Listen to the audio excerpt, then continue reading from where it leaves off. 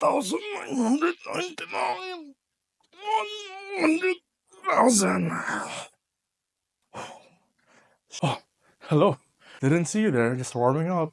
While you're here, how about I show you how to use the cable machine to do biceps? That's this muscle in front of your arm.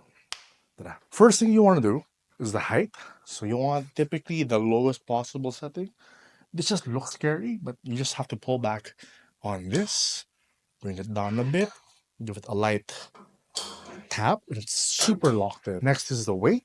If it's your first time, try no pin or maybe one or two, right? Me personally, right now, let's say I'm a 5 hole man. That's there. And then last is the handle. So this will do. This is, I've been told, an implement of average height and girth. This will do very, very well. Trust me. I would know. Just put it here like this.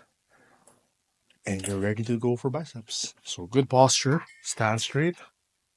Elbows locked to the side. Move nothing else except for your forearms. Right? Try it for like maybe 8 to 15 times. You should be a bit tired, nothing too crazy. And then rest for 2 minutes. Do it again.